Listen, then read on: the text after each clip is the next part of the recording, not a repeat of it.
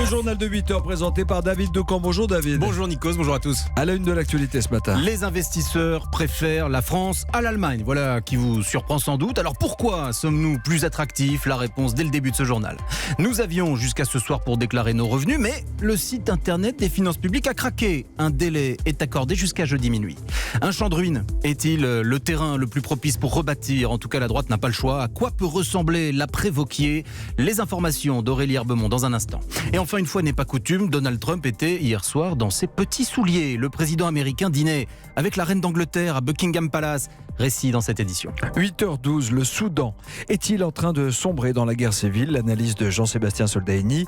8h15, Audrey Crespo-Mara reçoit Nadine Morano, députée européenne Les Républicains. Europe 1. Battons en brèche une idée reçue. Nous ne serions, nous Français, pas attractifs avec nos 35 heures, notre fiscalité? Eh bien, pas du tout. Les investisseurs préfèrent Paris à Berlin. Le baromètre du cabinet E&Y, de mon temps on disait Ernst & Young, mais ils ont modernisé leur nom. Le baromètre de ce cabinet place la France deuxième État européen en termes d'attractivité derrière le Royaume-Uni, certes, mais devant l'Allemagne. Bonjour Anne-Laure Jumet. Bonjour. Alors comment est-ce que cela s'explique, Anne-Laure? Eh bien en fait, c'est le résultat d'une politique menée depuis plusieurs années qui porte enfin ses fruits auprès des investisseurs étrangers. Les allègements de charges, la réforme du Code du travail ou encore l'élargissement du crédit impôt recherche. D'ailleurs, sur la recherche-développement, la France devient la destination numéro 1 en Europe. Dans le même temps, nos partenaires européens ont souffert. L'Allemagne a un problème de plein emploi. Quand un investisseur étranger choisit ce pays, il n'est pas sûr de trouver sur place des salariés.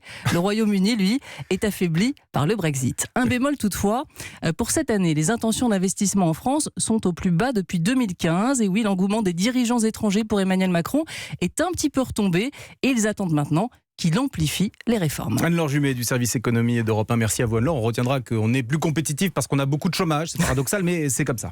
Nous avions jusqu'à ce soir minuit pour déclarer nos revenus en ligne. Un délai vient d'être accordé jusqu'à jeudi minuit. Pourquoi ? Oui. En cause, le blocage du site internet des finances publiques. Hier soir, 3 millions de connexions en 30 minutes. Selon Gérald Darmanin, le ministre du Budget explique que le site a pris cette affluence pour une attaque informatique. Il s'agissait en fait de tous ceux, et nous sommes nombreux, qui remplissons cette corvée au dernier moment. C'est le cas d'Olivier, joint pour Europe 1 par Chanel Petit. J'ai essayé de me connecter au site des impôts parce que j'étais évidemment complètement à la bourre en retard. Ça marchait pas. Message d'erreur qui m'indiquait que le site n'était pas accessible. C'est déjà pas agréable de devoir remplir sa déclaration d'impôt, mais en plus quand on doit faire face à des problèmes informatiques, ça agace.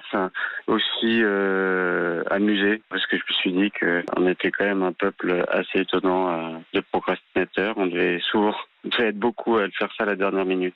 Témoignage recueilli par Chanel Petit pour Europe 1. Les cheminots manifestent aujourd'hui, David. Oui, journée de grève à la SNCF. Les syndicats protestent contre la réforme, pourtant promulguée il y a déjà un an, mais ils affirment qu'elle est source de souffrance au travail. François Geffrier.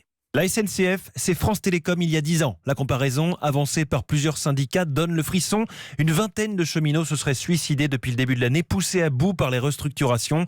Bruno Poncet est le secrétaire fédéral de Sudrail. Moi j'ai l'exemple d'un collègue qui était aiguilleur sur la région de Dijon. On ferme son poste, on l'envoie à environ 50 km de chez lui. Au bout de 6 mois, on resupprime son poste.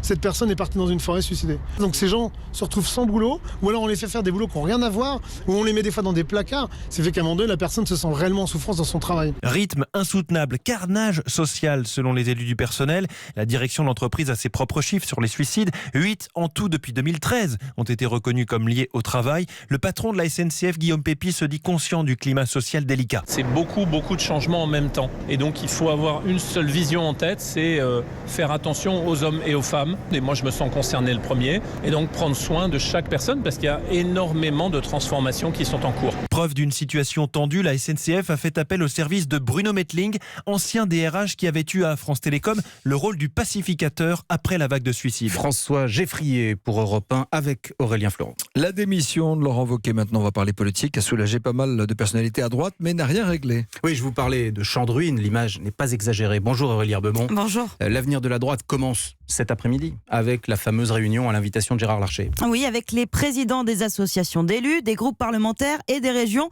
Autour de la table, un certain Laurent Wauquiez, que vous connaissez peut-être pour la région Auvergne-Rhône-Alpes, mais pas Xavier Bertrand. Il ne va pas se replonger dans la guéguerre d'un parti qui fait 8%, dit un de ses proches. Alors, ça ne l'empêchera pas de voir Gérard Larcher. Ce sera demain en tête-à-tête. Des centristes seront là aussi cet après-midi.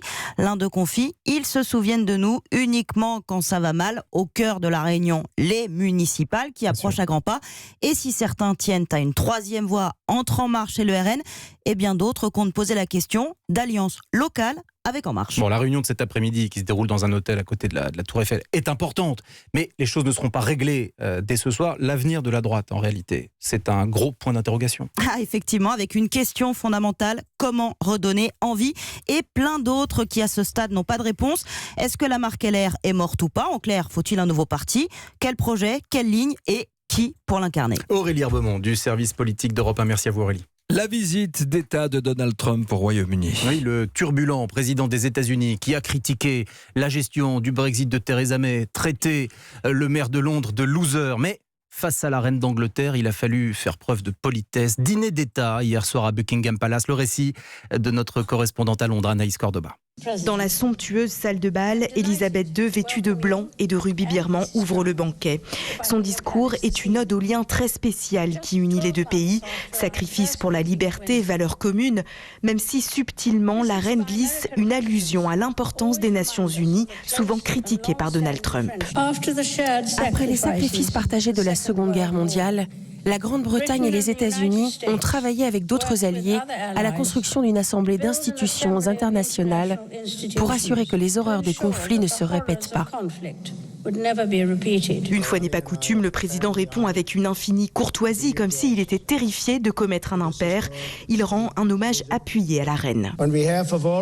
Au nom de tous les Américains, je porte un toast à l'amitié éternelle de nos peuples, à la vitalité de nos nations et au précieux et remarquable règne de Sa Majesté la Reine.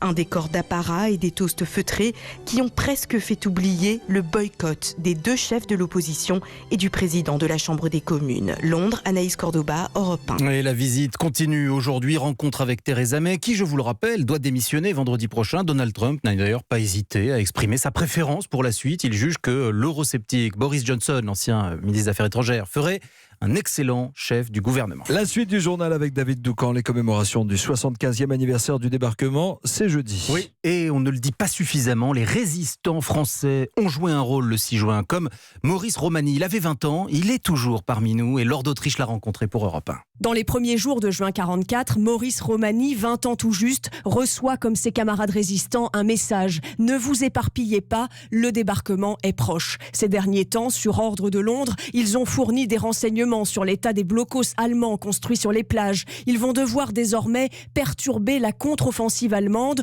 en sabotant les voies ferrées ennemies. Et le matin du 6 juin, Maurice Romani voit les avions alliés, les planeurs, arriver dans le ciel normand. Des avions, des planeurs qui se trompaient, on a récupéré des planeurs complètement perdus, on a récupéré des pilotes qu'on a planqués. On avait ordre de foutre des bétonnières en l'air, tout ça, mais de ne pas s'attaquer aux soldats allemands. Pourquoi on fait la représailles ? Un soldat allemand tué, c'était 5 résistants fusillés. Ben oui. On a fait ce qu'on a pu. Mais la résistance paiera un lourd tribut. Ce 6 juin 44, 87 résistants qui venaient d'être capturés ont été fusillés à la prison de Caen et leurs corps n'ont jamais été retrouvés. Laure d'Autriche pour Europe 1. Bon, il n'y a plus de Français à Roland-Garros. Oui, il n'y a plus de Grec non plus. Non, il y en avait un, mais il n'est pas resté longtemps. Vous n'avez donc plus aucune raison de vous réjouir. Après l'élimination hier de Benoît Paire, mais aussi de Gaël Monfils, il ne nous reste plus, mon cher Nikos, qu'à faire le bilan.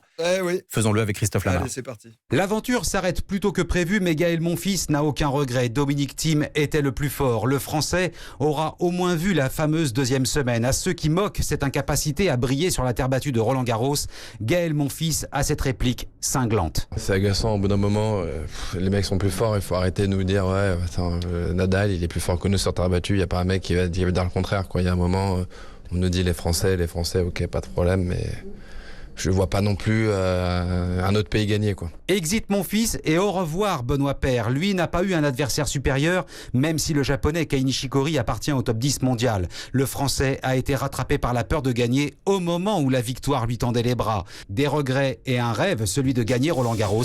Il faudra maintenant attendre l'année prochaine. Christophe Lamar du service des sports d'Europe. Alors aujourd'hui, on regardera le choc des Suisses. Évidemment. Stan Wawrinka, Roger Federer. Vous êtes pour qui, vous, Nikos? Je l'aime bien, Wawrinka, même si Federer, c'est le top. Mais bon, Wawrinka, quoi. C'est la fin de ce journal. Il a plus d'aspérité. Voilà. Oui, c'est vrai. À 8h35, Corinne Boulou nous fera le point justement de cette journée Roland Garros.